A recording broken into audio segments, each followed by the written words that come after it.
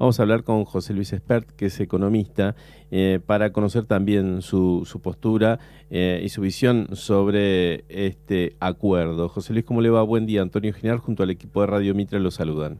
Hola Antonio, equipo, buen día, ¿cómo le va? Bien, muy bien.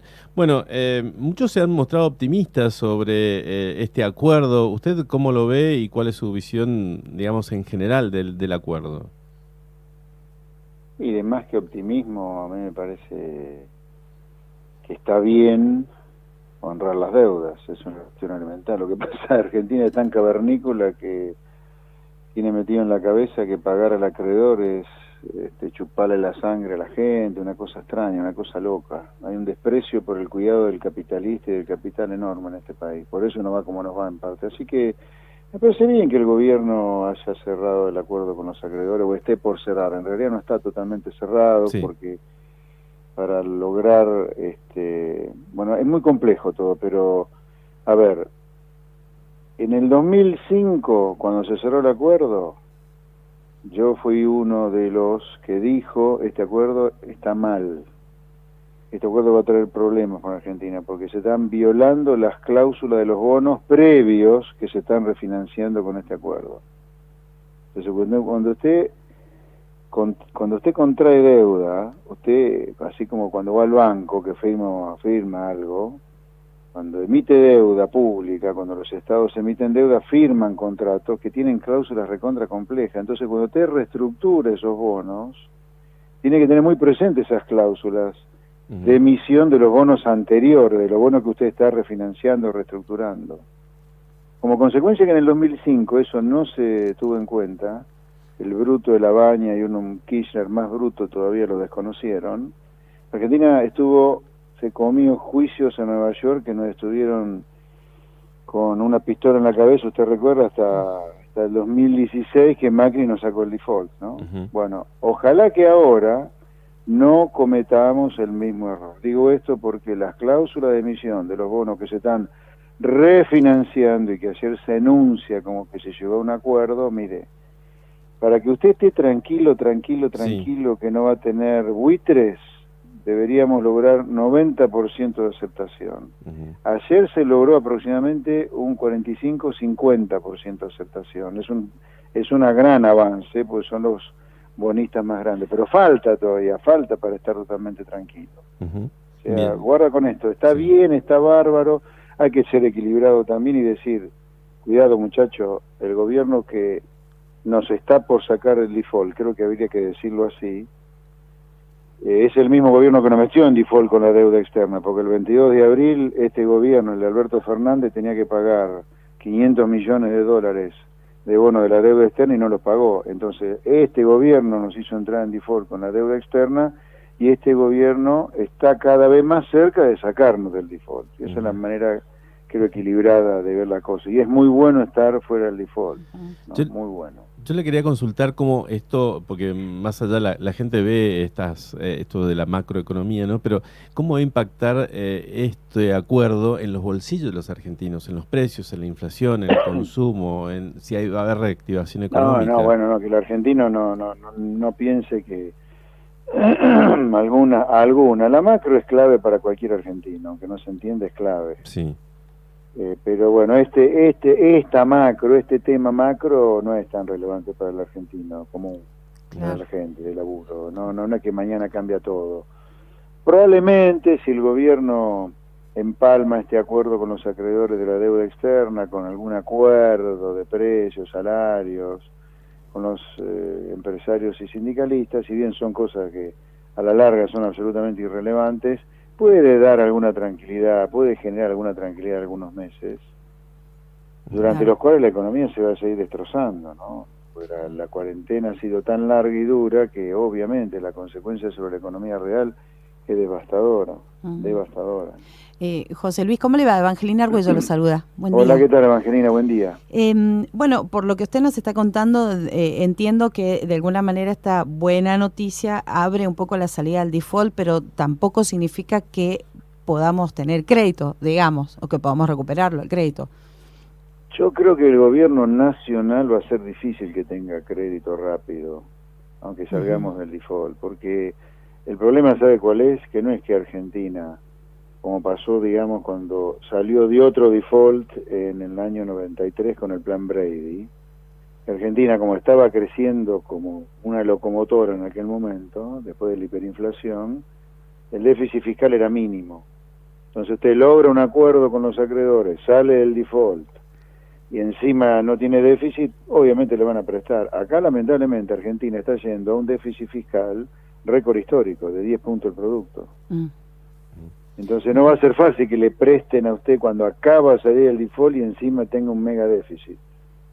Claro. Más allá de que el presidente no cree en los planes, va a tener que presentar un plan para precisamente lograr esa credibilidad a nivel internacional. Sí, yo creo que para lograr esa, voy a contestarle a su pregunta puntualmente, ¿no? Aunque yo creo que hay que hacer otra cosa totalmente diferente a la que, como dije en la campaña el año pasado y como dije en los debates, Argentina tiene que hacer una cosa totalmente diferente a la que está haciendo. Afortunadamente lo que hay que hacer no es de marciano, sino es copiar e imitar lo que hacen otros países, exitoso por supuesto, pero para lograr credibilidad yo creo que acá, y contesto a su pregunta, Sí, ¿no? sí. Yo creo que va a ser crítico tener un acuerdo con el fondo. Cuanto más largo sea el acuerdo, mejor todavía. ¿Y usted qué cree que tendría que hacer? ¿Qué es lo que propone? Yo creo que Argentina hace rato que está equivocadísima con lo que está haciendo y me remito a las pruebas, no es que digo lo que digo en el aire. Argentina desde principios de los 70 hasta acá han pasado 50 años, medio siglo, ha tenido 6 planes económicos, los 6 terminaron en crisis. El plan de inflación cero de Helval, el Martínez de Oz, el plan austral, el de convertibilidad, el de los Kirchner y el de Macri. Y hay un común denominador en esos 6 planes económicos que terminaron en crisis. Todos hacen un culto del déficit fiscal, el más presentable, el que se viste mejor, logra colocar deuda, el menos presentable emite dinero, entonces uno te lleva a crisis de la deuda, el otro se lleva a crisis inflacionaria, y yo creo que hay que reformular totalmente toda la legislación laboral de Argentina. Tenemos 6 millones de trabajadores trabajando en negro. ¿Cómo no cambiar las leyes laborales con semejante atrocidad? 40% de los trabajadores en Argentina lo hacen en negro, sin jubilación, sin medicina, sin aguinaldo, sin vacación, un desastre. Y tiene que tener una economía y ni hablar lo que sería para Mendoza, una economía abierta al mundo. Dejemos de ver al mundo como enemigo, hay que comerciar. La base de la fortuna es el comercio, ¿no? Para las personas, para las empresas y también para los países. Y Argentina se niega a hacer las 3 cosas. Entonces, en la medida en que Argentina se siga negando a hacer las 3 cosas, bueno, tendremos recuperaciones, veranitos, pero a la larga vamos a seguir en crisis. Vamos a ir a una crisis como la que ocurre permanentemente en el último medio siglo. José Luis, ¿cuáles creen que van a ser, a su entender, los datos de inflación para todo este 2020 y el nivel de pobreza en la Argentina? Bueno, la inflación no va a ser muy alta porque ya tenemos varios meses que por la cuarentena la inflación ha sido nada, no hay actividad. Usted mató la actividad, mató la inflación también, ¿no?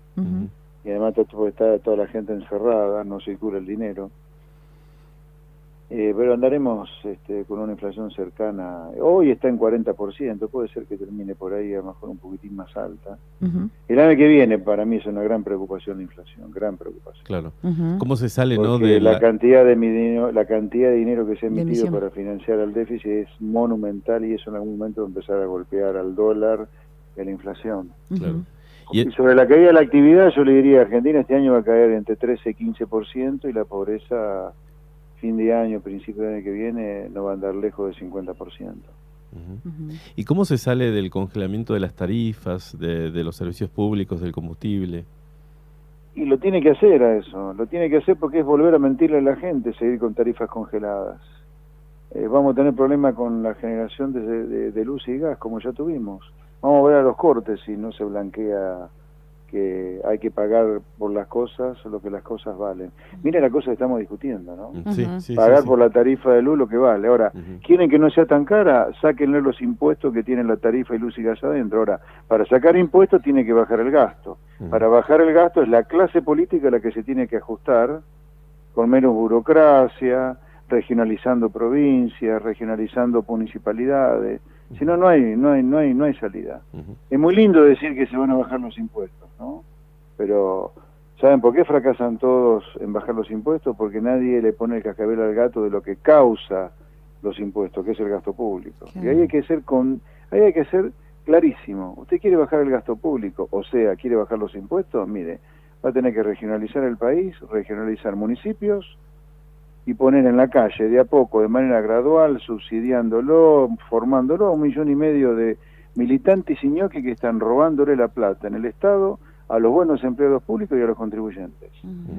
Si no queremos hacer esto por los supuestos costos políticos, social y todo el cuento que siempre se dice, ok, sigamos adelante. Como nos va, que no nos va bien. Pero si queremos que nos vaya bien, es elemental, ¿no? Si a usted le va mal en la vida, ¿qué hace? ¿Persiste en hacer lo que está mal a ver si algún día sale bien o cambia? Claro. Sí, bueno, yo digo, cambiemos fuerte, cambiemos en serio. Claro. Y para hacer esos cambios en serio, por el bien de la gente de trabajo, por el bien del comerciante, el industrial que nos está escuchando, la política tiene que pagar el costo. Acá hay gente que no puede volver a hacer política. Por ejemplo, si usted regionaliza el país y tiene menos provincias, bueno, hay políticos que ya no hacen más política, porque va a tener, en lugar de 24 provincias, va a tener 12 provincias y regiones. Entonces acá hay gente que tiene que dejar de hacer política, acá tiene que dejar de haber punteros políticos, ñoquis, militantes, tiene que haber empleados públicos, que los hay, por supuesto, pero que presten servicios a la gente, en serio. Qué difícil, es un giro de 180 grados, José Luis. Sí, bueno, está bien, ok, repito, pero si no somos 10 millones de argentinos pidiendo esto a grito, la clase política que se beneficia de este sistema, que nos destruye, nunca va a entregar la posta. La posta la tenemos que sacar nosotros con el voto, con elecciones, limpia, etcétera, pero hay que decir estas cosas, porque si no, no vamos a cambiar nunca, muchachos. Miren, hace medio siglo Argentina no tenía villas. Miseria. Hoy tenemos 4 millones de argentinos viviendo en villas. No teníamos seguridad y problemas de inseguridad. Nos matan por la calle hoy por un celular. Claro. No teníamos droga. Hoy Argentina es un país de alto tránsito, producción y consumo de droga. Yo creo que si no cambiamos es ser muy tonto, la verdad, muy tonto. Bien, José Luis, le agradecemos muchísimo. Por nada, muy buen día. Adiós. Adiós, hasta luego. José Luis Esper, economista, opinando acerca del acuerdo y cómo va a seguir la economía en los próximos meses.